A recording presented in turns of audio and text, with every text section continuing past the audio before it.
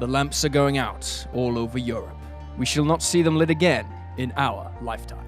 So remarked the British Foreign Secretary Sir Edward Grey as the European continent geared up for war in the summer of 1914.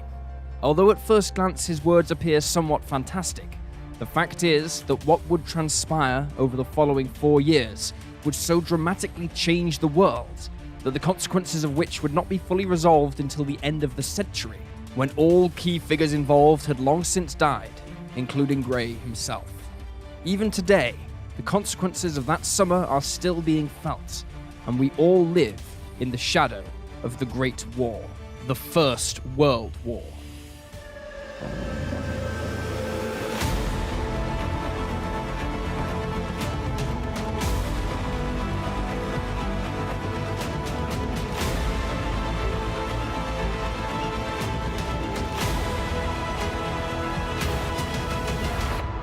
Welcome to Wars of the World.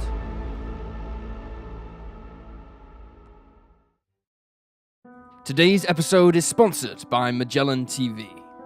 If you're a fan of history, and if you're watching this you probably are, you might have run into a problem that I certainly have with the same old subject matters getting reworked to death. Yes, we know about Rome.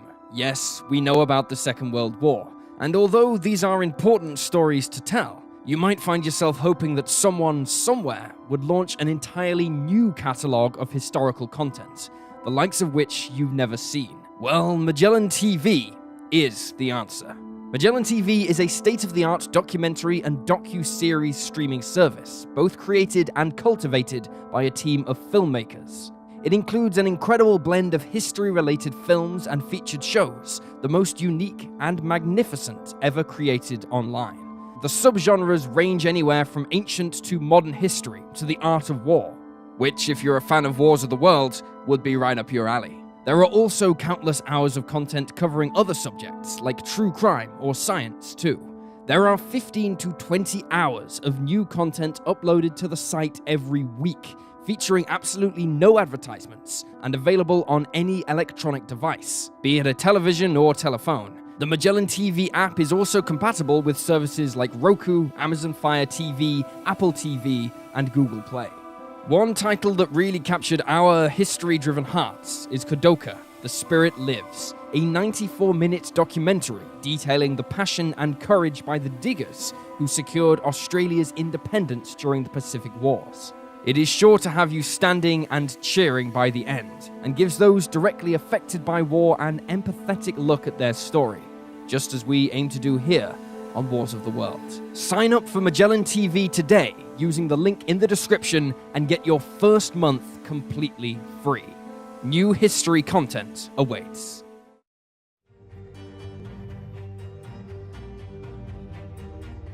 So, just what did spark this great calamity of history? At the dawn of the 20th century, Europe was at a crossroads. On the one hand, it still clung to the old Victorian ideas of monarchy, class culture, and empire. However, on the other, new ideas such as socialism, nationalism, and greater democracy, coupled with the application of technology, particularly in terms of communication, such as an expanding train network which made continental travel fast and safe, as well as greater literacy rates, meant that in almost every country, there were calls for change of some kind or another. One man that seemed to realize that the old ways were slowly dying out was Archduke Franz Ferdinand of the Austro-Hungarian Empire. In an age of regal conformity, Ferdinand was something of a rebel. He surrendered his claim to the Austro-Hungarian throne in order to marry for love, rather than secure his position, and he also worked to stabilize the security of his family's empire, often through comparatively radical policies. He engaged in a diplomatic effort with Imperial Russia under Tsar Nicholas II in order to end simmering hostilities between the two empires, while at the same time, he recognized that internally the Austro-Hungarian Empire was going to have to change. This empire extended into Eastern Europe and the Balkan regions, and thus, being under one banner, it was composed of various ethnic and religious factions, many of whom distrusted or actively hated the other, leading to an epidemic of violence and terrorism in the 1900s.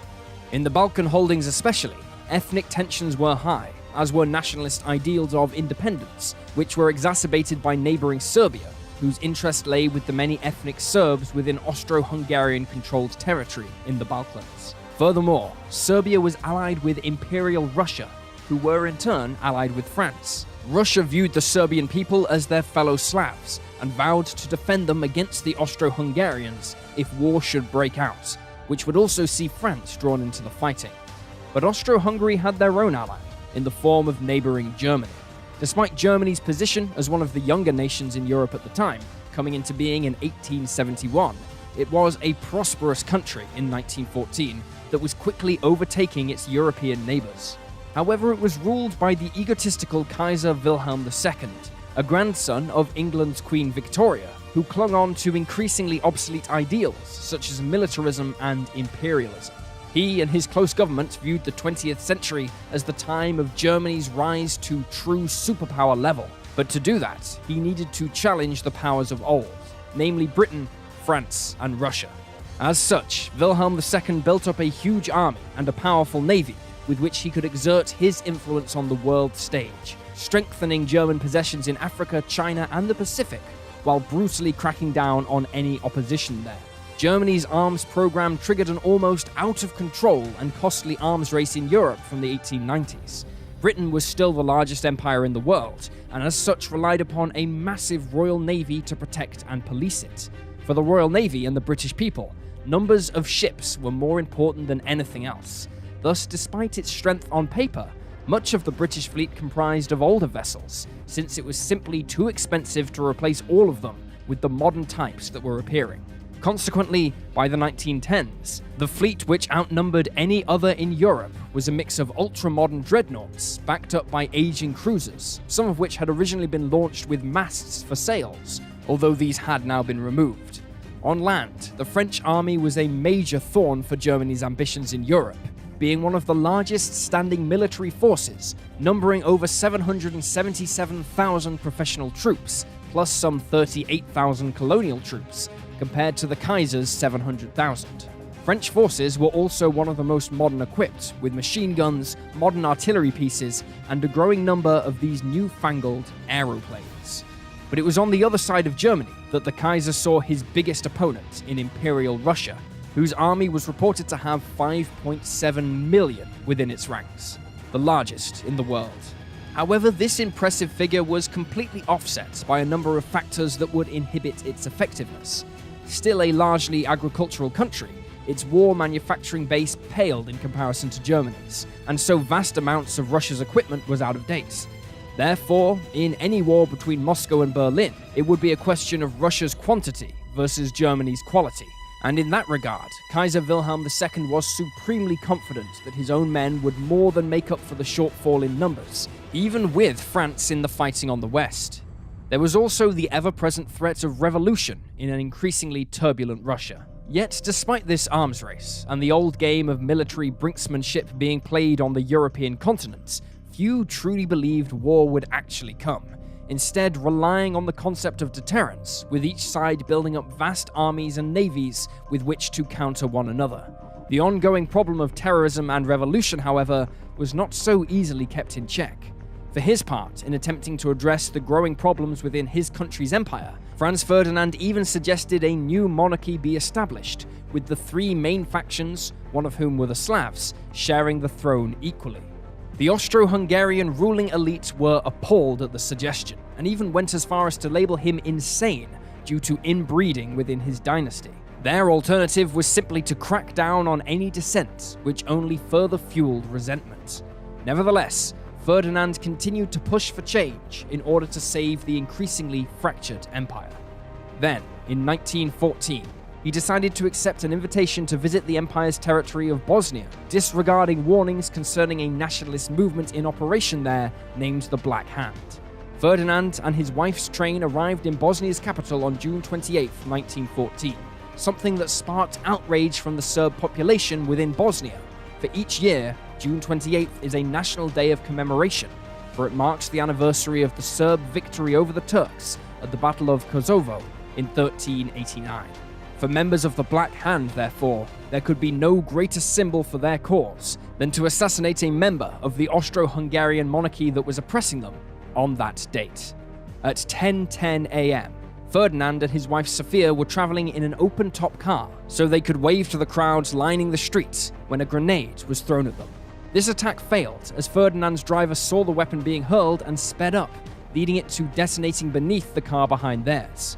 However, by some incredible twist of fate, later in the day, as Ferdinand and Sophia were being driven back to the palace where they would be staying, the driver took a wrong turn into a side street and into the path of Gavrilo Princip, a member of the Black Hand. Seizing his opportunity, he took out a pistol and shot the couple. The two died on the way to hospital, Ferdinand clutching the woman he loved until his last breath. The nationalists celebrated their victory, but they had no idea what they had just unleashed on the world.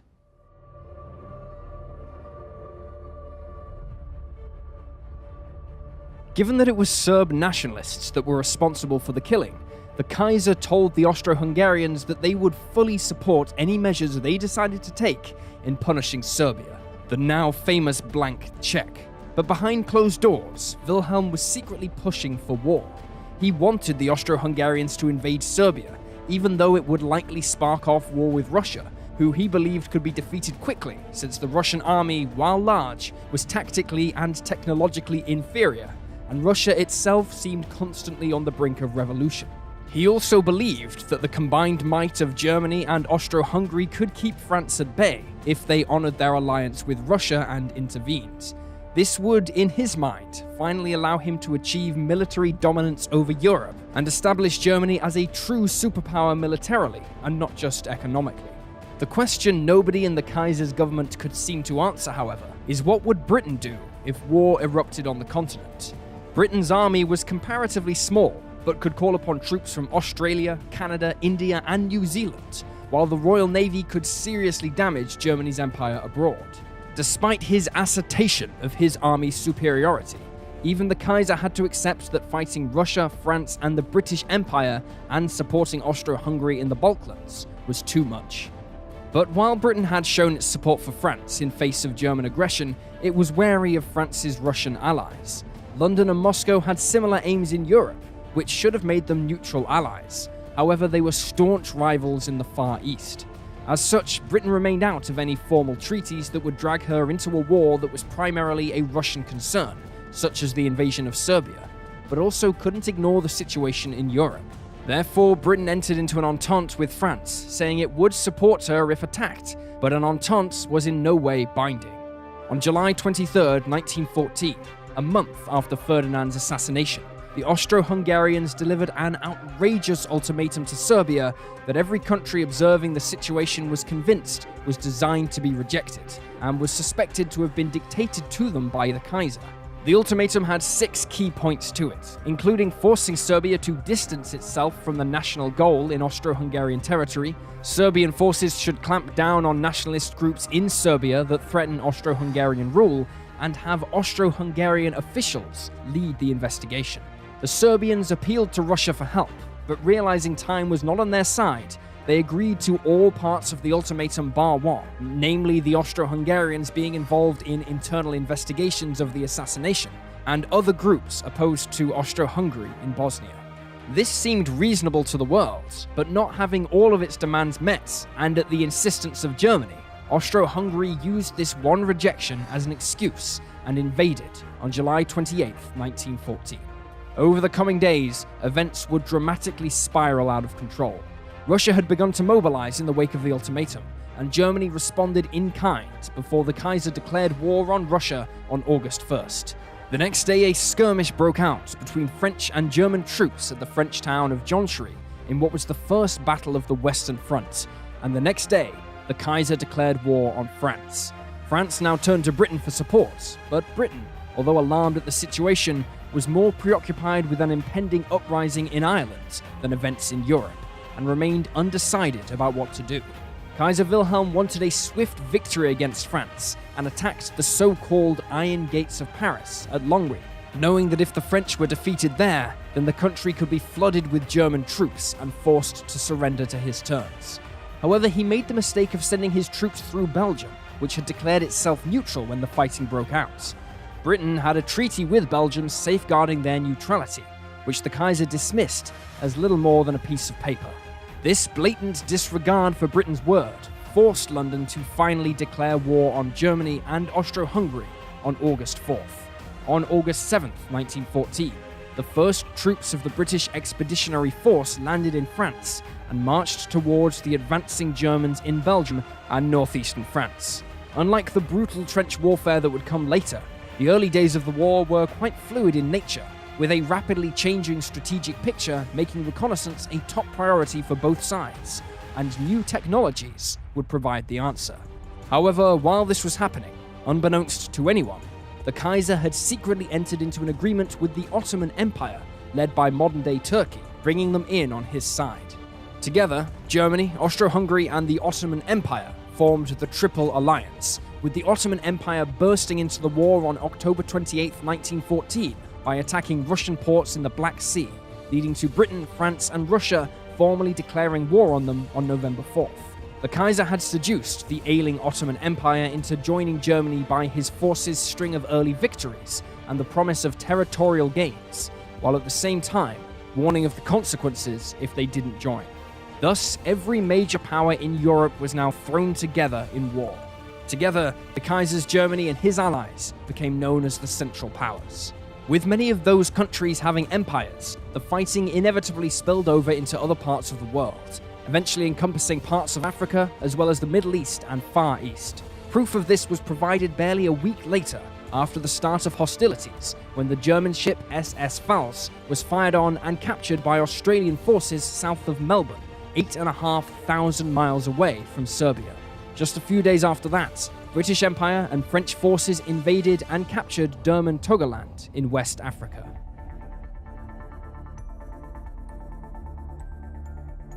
The great powers of Europe had not engaged in a full-scale war for over 60 years, during which time the Industrial Revolution had flourished. As such, the technology of war had dramatically changed the dimensions of battle, but sadly military tactics often failed to keep pace, even to the extent that in the opening battles, many French troops still adorned themselves in the traditional blue tunic, rather than the subdued colors they would later use to prevent them standing out to snipers. Perhaps the most significant development in weaponry was the machine gun. While there are variations of machine guns, they all work in a similar manner, whereby the energy created in one bullet being fired helps reload the next bullet almost instantaneously. The result is a weapon that allows one man to fire 400 to 500 rounds a minute, whereas before, using traditional bolt-action rifles, he could only discharge at best 10 to 20. This had a major impact on traditional tactics that still prioritized the importance of the massed cavalry charge, with soldiers on horseback over open plains. When the war was barely a month old, nearly 750,000 casualties had already been suffered by the major combatants on the eastern and western fronts, and it was thanks largely to the perfect storm of obsolete tactics in the face of this new, dreaded weapon. Never before had such death been inflicted in war on such a scale, and the war itself was barely 30 days old. Another tool for war that would come to the fore very quickly was the aeroplane. Despite having been invented by the Wright brothers just 11 years previously, early skepticism of the aeroplane in a military role quickly gave way to enthusiasm, as military leaders realized it was a useful tool for locating the enemy and coordinating artillery attacks. On September 2nd, 1914, with the Allies on the Western Front in full retreat and Paris seemingly on the verge of falling, a French aircraft spotted a weakness in the German lines, and this allowed the Allies to successfully counterattack. In doing so, they saved Paris, and possibly France itself, from falling, dramatically changing the course of the war. It was the first time in history an aircraft had overwhelmingly affected the course of a war. In fact, aeroplanes on both sides became so good at reconnaissance and artillery spotting that both sides realized they were going to have to come up with a way to stop them. Pilots therefore began experimenting with ways to destroy an enemy aircraft they encountered in the air, and this led to some bizarre experiments, such as using an anchor to snag enemy planes. The obvious answer was to fit guns on the aircraft, but many of the early machines were too underpowered to carry machine guns. Instead, their crews tried firing pistols and rifles at enemy pilots, which was sometimes enough to only warn an enemy off, since actually hitting the plane was all but impossible. The outbreak of war saw a dramatic increase in the pace of aircraft and weapon development, leading to the first true fighter aircraft, known then as fighting scouts, and these would turn the skies into a brutal killing field. The problem, however, was that the machine gun couldn't fire through the propeller, and instead was mounted around it, which made it difficult to aim. Some aircraft put the propeller at the rear of the aircraft so it would not be an issue, but the Germans would later introduce the idea of synchronizing the gun to the turning of the propeller. This meant that the bullets fired between the blades as they turned, stopping as the blade passed in front of the gun and firing again when the blades were clear. Fighter pilots became celebrities during the war, with the most famous being Manfred von Richthofen, a man whose name would forever be remembered by the accolade of being the Red Baron. Richthofen's legacy went beyond his own score of 80 confirmed kills. What made him so great was his ability to teach his subordinates the skills he learned in combat, and he wrote some of the earliest training manuals on air combat, the principles of which are still taught to fighter pilots today.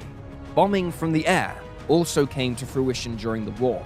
Initially, it was used as an extension of the army's artillery, but as the war progressed, aircraft became heavier and more powerful, and began carrying out the first true strategic bombing raids against enemy cities.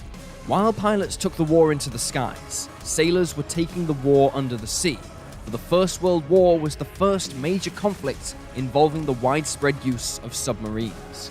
Submarine warfare was not a new concept, with the first ever submarine attack taking place during the American Revolutionary War, but it came of age at the beginning of the 20th century, and its influence on the war was both spectacular and totally unexpected. A taste of the power the submarine offered was witnessed on September 22, 1914. The German submarine U-9 attacked and sank 3 British cruisers, as after striking the first, the others in the area believed it had suffered a malfunction and went over to help. This made them easy prey for the U-9, which sank all 3 of them in quick succession. Over 1,000 men died, and Britain's once seemingly invincible Royal Navy appeared helpless, while the submarine's role in naval warfare was secured. Germany's U-boats attempted to starve Britain of food and war supplies from her empire by intercepting the cargo ships bringing them to Britain, which were so important to maintaining the war effort. With little real defense against their attacks, the only hope was to catch them on the surface with aircraft and bomb them, or coordinate naval gunfire from nearby ships. Contrary to public perception of World War I and II submarines, they actually spent 95% of their time on the surface using conventional diesel engines and charging their batteries, which powered them when they were submerged. And this weakness was fully exploited by the Allies, who began using powered balloons and later aircraft to patrol the sea lanes and hunting them down with bombs. Working in very cramped conditions, submarine duty was a psychologically taxing job, and often their submarines were just as dangerous as the enemy, with many being lost in accidents, especially involving their batteries, which could leak poisonous gas. After a series of setbacks encountering the German army in eastern France, the British and French began withdrawing towards the River Marne in what became known as the Great Retreat. Upon reaching the Marne, the British and French repelled the German army effectively, grinding their advance to a halt. Both sides then tried outflanking one another to the north, but this only further extended the battle lines, until by mid-October, both sides reached the North Sea, forcing them to first consolidate their positions and then try and break through enemy lines. This involved digging trenches, which would protect the two sides from opposing gunfire and maintain their front lines. The two sides fought a series of pitched battles through late October and into November, in what is remembered as the First Battle of Ypres. The British, French, and Belgians all fought the German army, and although successful once more in repelling them, the Allies paid a heavy toll, suffering nearly 130,000 killed or wounded. The Germans themselves sustained 134,000 casualties, and while they could still match the Allied armies in the West, the casualty rates, coupled with the demands of fighting a war in the East as well, meant that the planned big offensive to win the war had to be pushed back until 1915. This delay meant both sides had time to build bigger, longer and more intricate trenches that would only make the job of breaking the stalemate even more difficult. The Austro-Hungarian army, who entered Serbia to take its revenge for Franz Ferdinand's killing, thus starting the war, were beaten back by Serbian troops, but not before they committed a series of well-publicized atrocities on the Serbian people. The Serbians garnered a lot of sympathy following their victory, and received aid and even troops from other countries. But ultimately the country would be defeated in the coming months by a combined Austro-Hungarian, German and Bulgarian force, although the Serbian army continued fighting with the Allies for the duration of the war. Among its ranks was Momcilo Gavric, a 7-year-old boy whose family was massacred by the Austro-Hungarians and was adopted by a Serbian army unit. At 8 years old, he was given the rank of corporal and ended the war as a 10-year-old lance sergeant, having impressed one of the army's most senior figures by tales of his exploits, including getting wounded in a trench. Elsewhere, Japan joined the war on the side of the British, and a joint British-Japanese force captured German-controlled territory in China. The German Navy shelled Madras in British India and Papeete in French Polynesia, but were defeated in engagements with the Royal Navy off Tanzania in Africa, and then again in the Falklands later that year. Australian troops captured German New Guinea, while New Zealand troops also captured German Samoa in the Western Pacific. While the Germans had been halted in the west, the Austro-Hungarian and German armies enjoyed more success in the east against the Russians. The Russians suffered a string of defeats in 1914, which only fueled the growing resentment of the Tsar in his own country. However, the Austro-Hungarians and Germans failed to capitalize on their successes, and with the onset of winter, just like in the West and the Balkans, the two sides ground to a halt. Not even a surprise attack by the Ottoman army against Russian forces in the Black Sea could break the eastern stalemate. For Britain, the year ended with the nature of the war changing forever when German warships shelled Scarborough and Hartlepool on December 16th. Convinced of their naval superiority, the attack proved that Britain's fleet couldn't guarantee her protection, and the civilians killed became almost martyrs for the recruitment of new soldiers to replenish losses. This was further exacerbated by the first air attacks on Britain the following year by German Zeppelins. Amidst the growing tragedy, a story of human compassion unfolded when on Christmas Day, 1914, troops from both sides got out of their trenches and greeted each other in no man's land, declaring an unofficial truce. They talked, sang songs, shared rations, and even played football. The generals were furious, however, believing that this was fraternizing with the enemy and would foster hesitation before an attack. The truce ended, and the next day, shooting began again.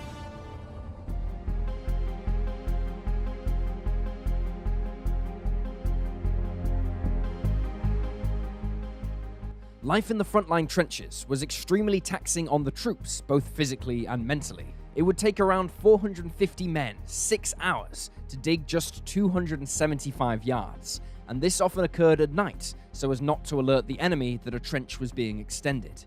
Although the size and design of the trenches varied depending on what could be dug by hand, a typical British trench was 7 foot deep and 6 foot wide, which was deemed sufficient enough to offer a degree of protection from enemy shells and machine gun fire. Mud and flooding during rainy periods was forever a problem, because not only did it cause injuries, such as trench foot, where the skin has rubbed away against the sides of the soldiers' boots, but it also proved to be a breeding ground for disease. The damp also weakened the trench walls, meaning there was a constant fear of them collapsing. Destroying a narrow trench with an artillery shell was an extremely difficult thing to do, with the only effective method being to saturate the area with heavy shells. Thus, the men often found themselves standing around in the mud and water in cramped and claustrophobic conditions, while shells exploded around them, all the while wondering if the next shell would score a critical hit. When a shell did land inside a trench, it was carnage, with the trench no longer offering any protection, and instead directing the blast towards the men. Later trenches would be dug in zigzag patterns to limit this problem, as well as prevent enemy soldiers who invaded the trench firing straight down the line. The misery of trench life was often compounded by the poor quality of the food served to the troops, particularly in the early days of the war. British troops famously learned to despise the biscuits dished out to them, which were often so tough to eat that they cracked the soldiers' teeth whenever they bit into them. An often overlooked part of trench life were the prolonged periods of boredom, which was a real fear for the military leadership, because they were worried that this would encourage pacifist or even revolutionary ideas. A typical day in a trench would see the soldiers awaken before sunrise and stand to, meaning they would ready their weapons for an attack. This would usually last 2 hours before standing down and having breakfast. They would then spend the next few hours repairing any damage to the trench and cleaning their equipment before lunch. In the afternoon, they would get a few hours downtime where they could read or write letters or get some rest before returning to stand to again around dusk and then sleeping. While being in the trench provided protection, the moment the troops began leaving it to conduct an attack was when a huge percentage of them would be killed. Finally, the men would have to climb out of the trench using ladders, which left them exposed to enemy fire as they went over the top and left them unable to retaliate. The men then had to walk across no man's land between the trenches because the generals believed that if the men ran, then discipline would break down and the attack would fail. But all this did was leave them exposed to machine gun fire, needlessly wasting lives until the enemy was simply overwhelmed by the numbers of men walking towards them. It was hell on earth. Between December 1914 and March 1915, the Allies attacked German positions in the Champagne region in an effort to break through the German lines. The operation was a success, but the gains were extremely minute on the grand scheme of things, and cost 93,000 Allied soldiers killed or wounded and 46,000 Germans. As the campaign came to a close, the British began the Battle of Neuve-Chapelle, which was aimed at relieving the German-occupied city of Lille. A German counterattack halted the British advance before they could achieve their goal, and both sides dug in once more. A few weeks later, the British achieved a breakthrough by digging a tunnel under the German lines on Hill 60 and planting explosives. The resulting explosion caught the Germans off guard and allowed the British to capture the hill, only to have it recaptured by the Germans a few days later. The tactic of digging under the enemy trench and placing explosives there would be repeated again and again as the war went on. In an effort to break the stalemate, the Germans unleashed a new and deadly weapon in the form of chlorine gas. On April 22nd, during the Second Battle of Ypres, the gas was released by the Germans against the French army, who thought it was a smokescreen to cover a German advance. As such, the French commanders ordered their men to stand to ready for an attack, but this only exposed men to the poison.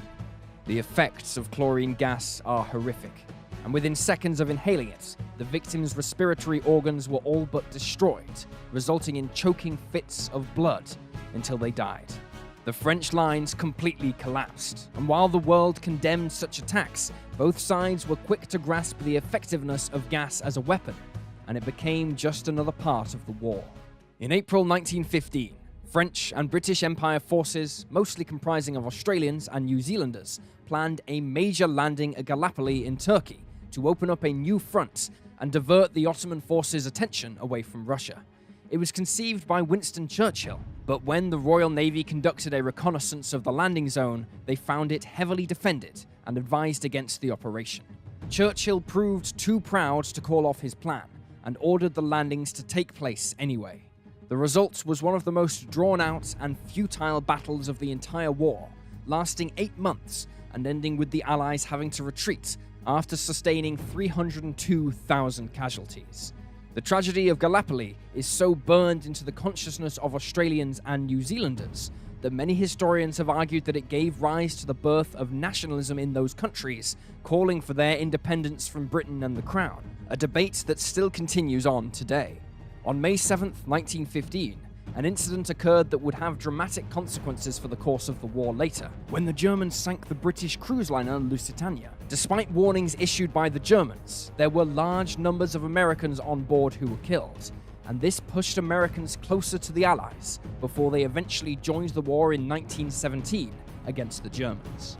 On May 23, 1915, having thus far remained out of the war, Italy declared war on the Central Powers and launched an attack against neighboring Austro-Hungary, hoping surprise would lead to a quick victory and territorial gains. However, like on the Western Front, the fighting became bogged down into near-static trench warfare, but at much higher altitudes, where the extreme cold claimed thousands of lives, and the frequent snowfall meant that the trenches would fill up with snow. Wounded or dead soldiers would often simply disappear, and as late as 2015, bodies of soldiers who died on this brutal battlefront continue to be found.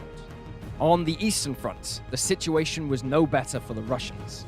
1915 saw defeat after defeat for the Tsar's armies, culminating in the capture of Warsaw in modern-day Poland on August 5th. As 1916 arrived, the British could no longer rely on volunteers as their ranks dwindled and a fresh summer offensive approached. As such, conscription was introduced for the first time, primarily concerning fit, unmarried young men. However, military service could be refused on the grounds of religious or political viewpoints. Known as conscientious objectors, these men were frowned upon by their communities, such was the patriotic tone of the time, and their names would be put in local newspapers in order to shame them and discourage others. By May 1916, the war at sea was about to reach its zenith as the German Navy's high seas fleet planned to ambush the Royal Navy's battleships and battle cruisers in the North Sea. This, they hoped, would help them wrestle dominance over the sea lanes out of Europe, away from Britain.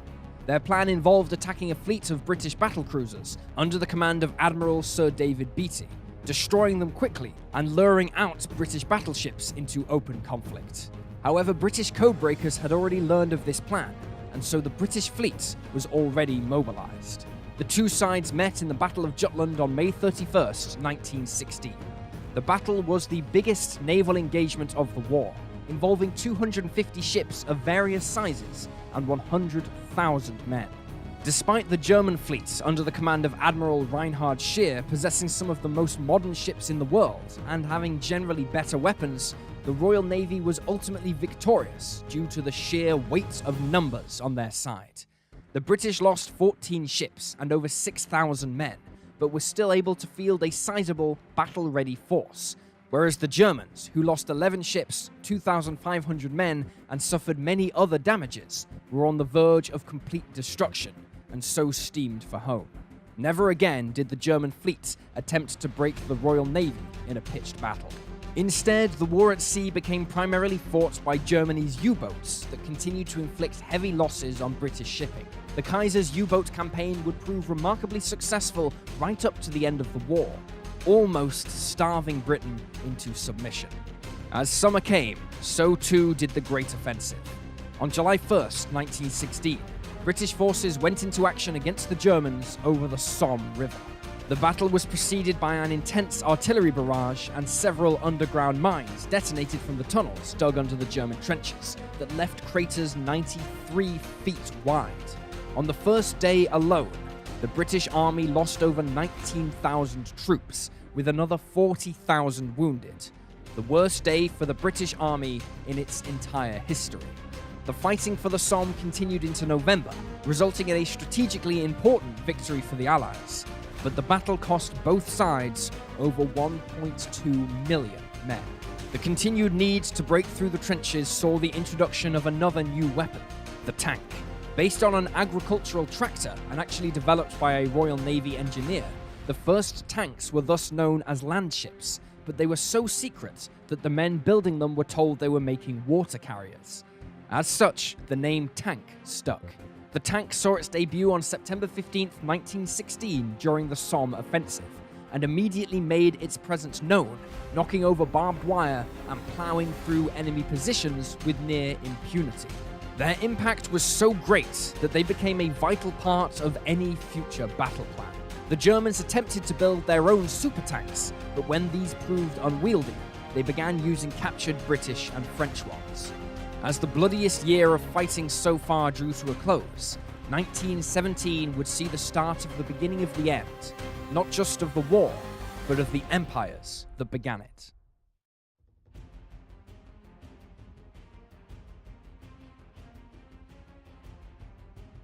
Wars of empire in Europe were nothing new, but never before had it been seen on such a scale, with so much death and suffering at home, as well as on the battlefield.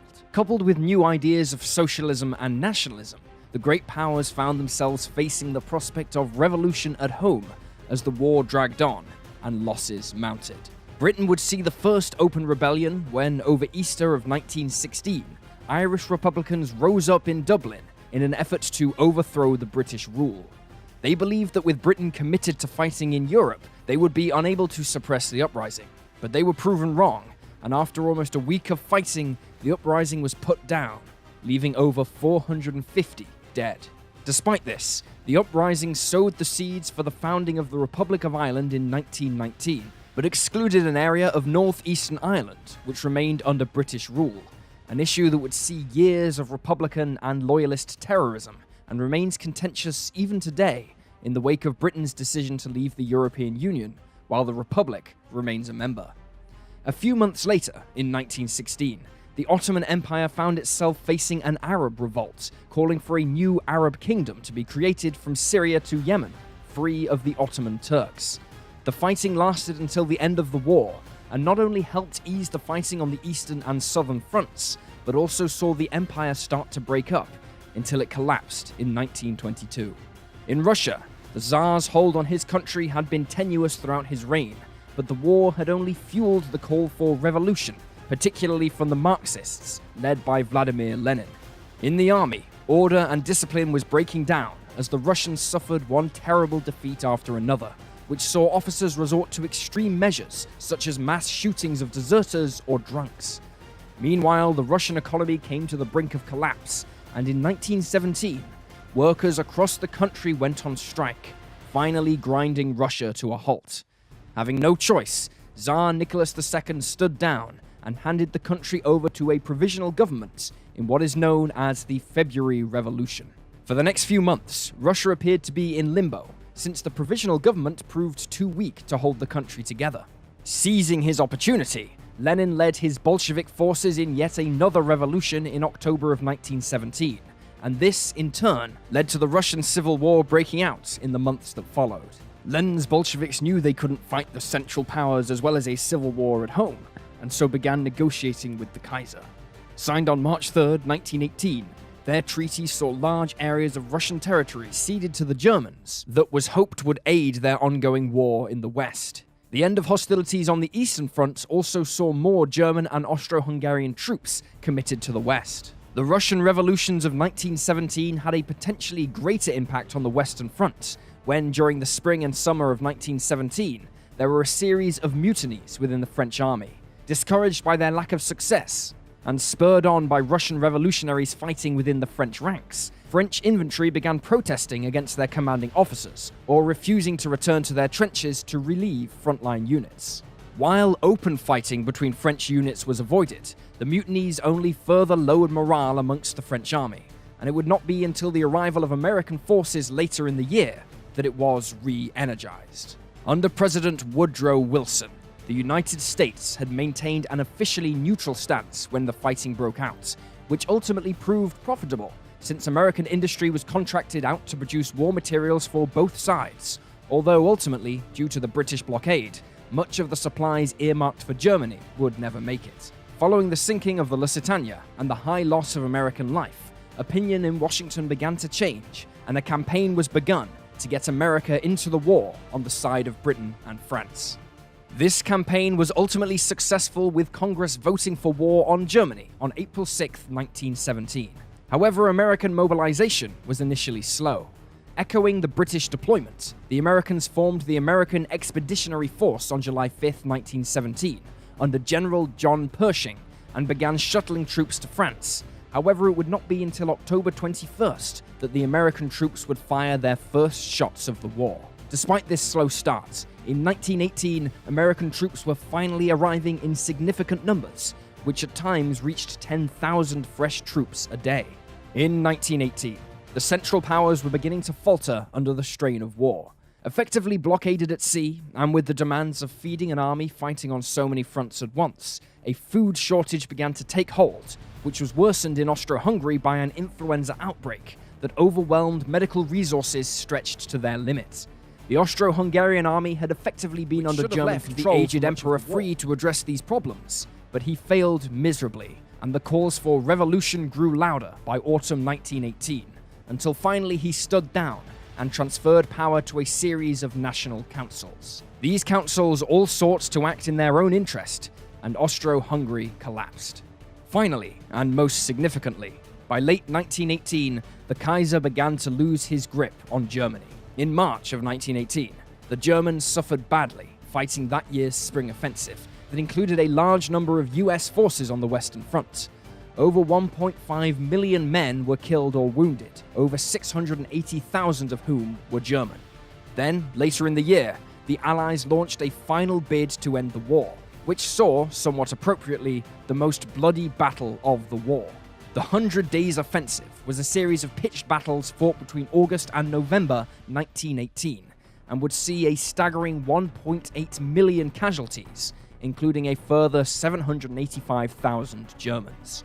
With Austro-Hungary now virtually out of the war, and the Ottomans making peace with the Allies in October of 1918, no one country could hope to sustain such losses. Just like in Austro-Hungary, Germany faced food shortages, influenza outbreaks, as well as the loss of millions of wounded or dead soldiers. With his authority waning and the end of the war in sight, American President Woodrow Wilson publicly stated that any peace negotiations would no longer include the Kaiser, and with uprisings in Berlin and a German Navy mutiny taking place, he abdicated the throne on November 9th, 1918. The new civilian government that replaced him sued for peace, and at 11 o'clock on November 11th, the guns fell silent. The Great War was over.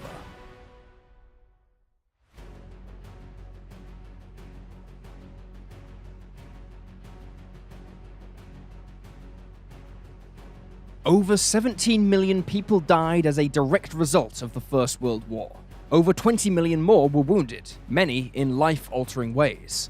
The problem with these figures, however, is they ignore the deaths that continued as a result of the war in the years and decades after. The war had finally given the Bolsheviks in Russia the opportunity to seize power, and this sparked a civil war that would last another year and involve American, British, French, and even German troops fighting on effectively the same side against them. Ultimately, they would fail, and Lenin would create the Soviet Union out of what was left of Imperial Russia. The Russian Civil War would see an estimated 3 million people die through fighting or starvation. Additionally, the birth of this communist superpower would also see it at odds with the West and eventually give rise to the Cold War. That, in turn, led to a series of proxy wars fought around the world. It would even bring the world to the brink of nuclear Armageddon. While we can't be sure the Russian Revolution wouldn't have happened anyway, it is clear that World War I speeded up Lenin's plans. The collapse of the Ottoman Empire would also see wide-scale genocide, particularly against Christians within its borders, while the two countries where the Great War began, Serbia and Bosnia, would be led into a forced marriage to form Yugoslavia after the end of the Austro-Hungarian Empire's rule in the Balkans. Yugoslavia was mired by ethnic tensions throughout its lifetime, resulting in a series of bloody and brutal civil wars in the 1990s, in which wide-scale ethnic cleansing was carried out on an almost industrial scale. Even the victorious powers of Britain and France would suffer a difficult post-war period. The expense of the war, in economical and material terms, had greatly diminished their power, and the rebuilding process saw them in competition with one another. The old Anglo-French rivalry and suspicion quickly reared its head again, and both sides quietly began preparing for what they saw as the possible next war being between them. This sentiment was particularly felt in France, who believed that Britain was conspiring to weaken French currency on the international markets in favour of the British sterling. On the other side of the world, Britain and France's ally Japan also felt betrayed by the West, who began imposing arms limitations on the world stage through treaties such as the Washington Naval Treaty, which limited warship production. These treaties were intended to prevent another arms race, but overwhelmingly favoured the US and Britain, souring Japanese opinion and bringing forth calls for Japan to begin expanding its own empire in Asia. While the blame for the Great War was put squarely on the Kaiser, it would be the German people who would suffer for it while he went into exile in Holland. In the Treaty of Versailles that outlined the terms of peace, Germany was not only forced to accept the guilt of having started the war, but it was also humiliated and broken by some of the harshest terms ever inflicted on a country. One man loathed the terms of the treaty perhaps more than anyone else.